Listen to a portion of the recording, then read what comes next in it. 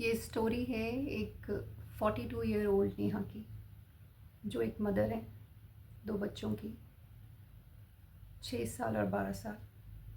एक joint family में रहती हैं अपने husband and mother in law के साथ और बच्चों के साथ। उनकी काफ़ी सालों से शिकायत है कि मेरी पूरी बॉडी में बहुत दर्द होता है।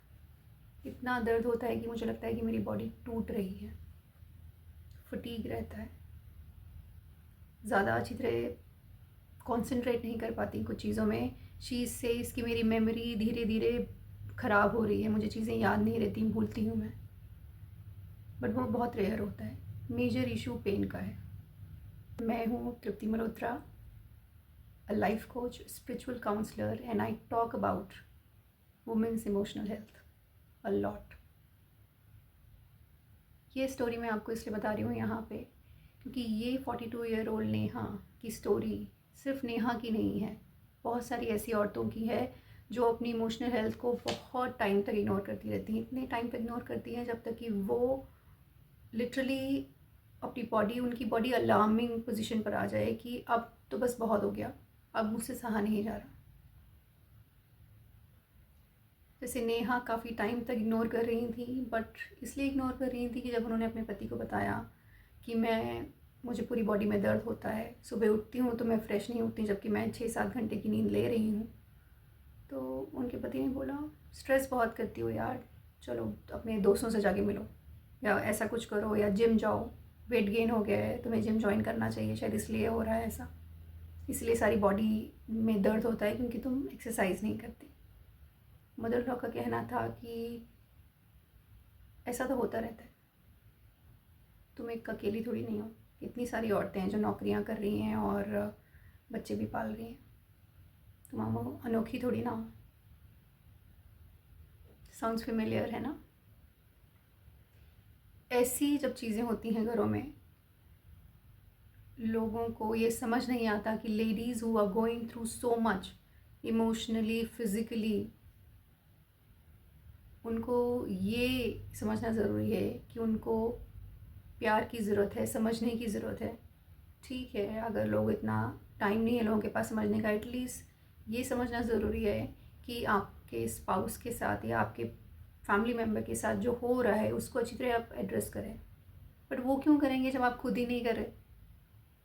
जब नेहा खुद ही अपने आप को नेग्लेक्ट कर रही हैं, 1-2 बारी लोगों से पूछ लिया, बस हो गया।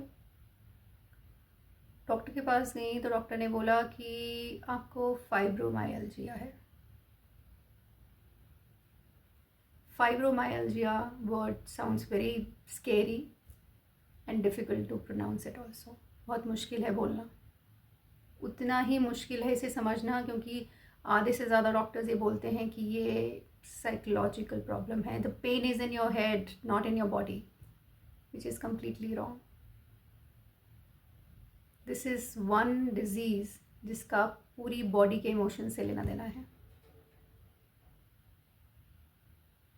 इस डिज़ीज़ का रूट कॉज इमोशनल है। हम ऐसे इमोशंस स्टोर करके रखते हैं जहाँ पे हमें ये लगता है कि we are not supported, we are not loved by our family, by ourselves also, क्योंकि आधे से ज़्यादा औरतों को पता ही नहीं कि what is the actual meaning of self love. और जब बॉडी अलार्मिंग स्टेज पर आ जाती है कि ऐसी हालत हो जाती है कि जब हमें लगता है तो बॉडी टूट रही है, कोई एनर्जी नहीं बची, हमें कोई हेल्प की ज़रूरत है, तब डॉक्टर्स ऐसी बीमारियों का नाम बता देते हैं।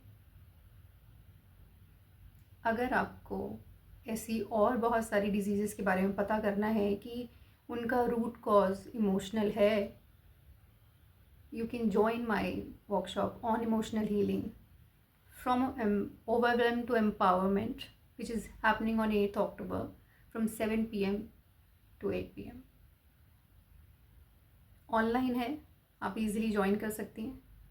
रजिस्ट्रेशन नंबर इस व्हाट्सएप पे नंबर पे मिल जाएगा आपको। उसके अलावा भी कोई क्वेरी है अगर आपकी, just WhatsApp on this given number flashing here to join me in this workshop, and I'll tell you how you can deal with your emotion, practical stuff and tips and tools जो आपको usually नहीं पता चलेंगे और आप daily अपनी everyday life में उसको यूज़ करके अपने इमोशंस को रिलीज़ कर सकती हैं, अपने इमोशंस को समझ सकती हैं और सेव गार्ड कर सकती हैं अपने वेलबींग को. If you liked what I just shared with you, please share this video with other women also so that they can get benefited, okay? And subscribe my channel, and I'll see you in my workshop. Take care, bye.